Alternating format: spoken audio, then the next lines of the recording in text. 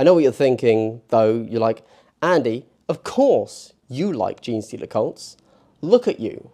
You look like one. Firstly, this is a sign of high testosterone and strength, thank you. But also, what kind of a person would ever get so angry as a Genestealer Cultist to threaten the life of a child? I don't know. Hi everyone, Glass Half Dead here, at a slightly larger distance than you may be used to. So in the latest White Dwarf, Genestealer Cults, very back page. Next week, Genestealer Cults, Kill Team. So Genestealer Cults are the next faction for Kill Team. Shadow Throne is arguably the worst possible box if you want to create a kill team out of it, right? Because when you're looking at these things, you've always got to look at, do I want to possibly buy this for both kill team and for 40k? Because if you don't care about 40k at all, never buy these boxes. If you're only a kill team player, buy the one box you need. Shadow Throne is terrible. You know, we could look at the Battle Force boxes for Christmas and say, yeah, okay, there were some kill teams in there. There is no kill team in Shadow Throne. Unless you accept that on the Custodes side you get 5 Sisters of Silence. That is 1 fire team. And you get 3 Alaris Terminators and a Blade Champion. Now, the 5 Sisters of Silence are a fire team. Cool, we can accept that. But if you go ahead and look at the Alaris Terminators and the Blade Champion, they are in fact on a 40mm base, which is the same size base as a standard Custodian Guard. If you go ahead and look, my most recent battle report, Tyranids versus Custodians, you can just use Alaris Terminators as Custodian Guards. There you go. They don't have a shield, you'd have to mod that on, but actually the Custodian side, if you accept that, you do in fact get 4 models that fit on a 40mm base.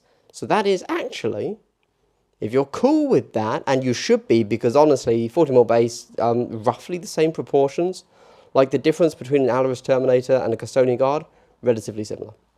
Like, it's acceptable, is all I'm saying. I was certainly happy to play them that way, and in the future, I probably will play them that way, because I think they look cooler, too. And of course, the Blade Guard Champion, he's just a dude with a sword. That's just another Custodian. You cannot mistake who that is. Awesome. No shields, fine. But that is actually 3 fire teams for a Custodian team. Nice. Let's then look at the Genestealer Cult side. You get 1 squad of neophyte hybrids. They're 10 models, I think, which will include the options to make up to 3 special weapons, being the Flame of the Weber, the grenade launcher, any mixture of autoguns and shotguns, and the ability to also make, I want to say 2, it's been so long, it might only be 1 heavy weapon, which would be either the heavy stubber, the mining laser, or the seismic cannon. I'm going to say cannon on that. Cool. But that's not a kill team. It's 1 fire team for Genestealer Cults, but you need to have 2. And there's not enough models in there. Even if you accept the craziest proxies, there literally are not enough bases to make a 2nd fire team for Genestealer Cults. But Genestealer Cults are the next kill team faction. Can you see where I'm going with this, guys? Have you caught on? Maybe the other half of the Genestealer Cults box in Shadow Throne, the Brood Coven, are they called? It's, you know, the Magus, the older Magus now, not the female Magus, the male Magus. I can't remember any of the names. The Patriarch, obviously the big, scary Patriarch, Genestealer dude. I'm going to call him the Primus. Let's go with that. You also get the 2 familiars for the Magus, and you get, obviously, the new character model, the Saboteur. Saboteur. Is it the craziest notion to consider that perhaps we will get some of those characters for the Genestealer Cults? But Andy, good point, yep, you got me there. What about the Acolytes and the hybrid metamorphs? They wouldn't leave those out, that's insane. Genestealer Cults are dudes with guns and monsters with claws. That's Genestealer Cults. I agree. Okay, so you're going to have to go and buy them. Fine, whatever. But, bear with me. The source... Man, I'm just gone full conspiracy theory, but stay with me, please, okay? The sorcerers for Warp Coven, I've mentioned this before, are not sorcerers from a rubric squad. They are the Exalted Sorcerer box. They are not Sergeant models, they are HQ models. They are the... are they HQs? I know the Exalted Sorcerers are HQs, but can you also just take sorcerers on their own in Thousand Suns? I don't know, whatever. They are character models. They are not the Sergeant models from the rubric Marine Squad. Taking that logic forwards, we could see... but they're all HQs, aren't they? That would be insane to just have 3 HQs. That would be insane in Genestealer Cults to just have, oh yeah, here's my 8 dudes with a normal gun. Oh, and this Patriarch Broodlord dude, oh, he's 5 slots. So if I want to drop 5 guys with auto guns, I can take this this huge Patriarch with psychic abilities and... oh man, what would the wound count on that even be? Plus, what would the melee profile on that be? Be like a 7/7 mortal wound 3 or something insane. Oh, that'd be a beast. Anyway, I seem to have begun accidentally discussing like custom homebrew rules, which isn't, for boss battles. That's not really the point. What I'm trying to say is that perhaps this Shadow Throne box idea and the announcement of the new Genestealer Cults rules next month in White Dwarf have inspired me to think, what are they going to do for Genestealer Cults? One of the stronger teams, oddly, it turns out, who knew, in the Compendium. Why were they strong? 2 reasons. 1, numbers. Secondly, the ability to trade pretty darn well in melee with hybrid mesomorphs. Also, obviously, the funky Cult Ambush strategy. Cult Ambush could just remain the same.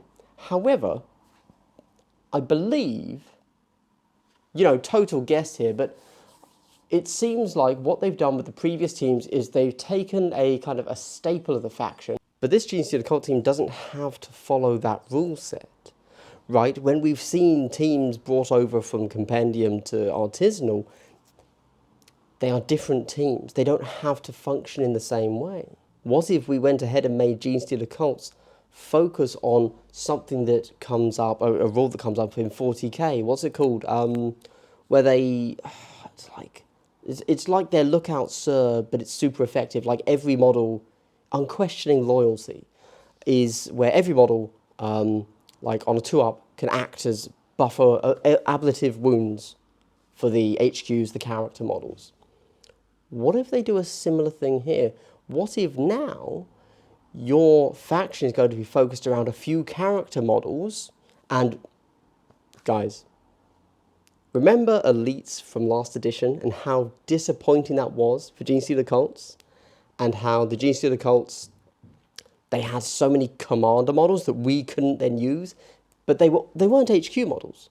They were all elite models. I'm talking about the Force organization at 40k there. They were all elite models that were then unplayable, and there were so many options, and nobody liked that. What if their ability is some sort of unquestioning loyalty? Or perhaps their ability is going to be the perfect ambush, Cult Ambush, right? Maybe that is their ability. They just get that off the default. That's the word. Yep. Or what if it's some sort of any character model, you can automatically pass those wounds? What if every normal model acts almost like Savior Protocol drones, and so instead you get a different dynamic with this team compared to the normal team that we kind of expect, and that's the way we expect Genestealer Cults to function. But this team is a different team that works differently, like just completely different. What if it's focused around character models from the Brood Coven box in Shadow Throne. That's where this is coming from, if you've forgotten. I know it's been a long time.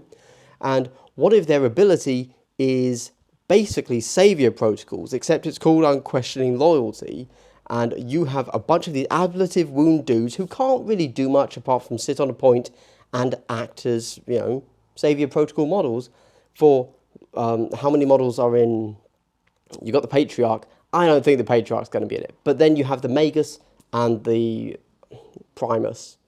What if you've just got like 2, 3, maybe 4, like, beastie characters that can do lots of stuff? Maybe they're 3 APL models, whereas everybody else is 2. We get a real mixed team going on. And suddenly, you have such a different flavoured team to Compendium that it doesn't nullify Compendium. And guys, I'm sorry, but yes, all of the current artisanal teams do nullify the, the Compendium teams. What if they completely change the paradigm with this one?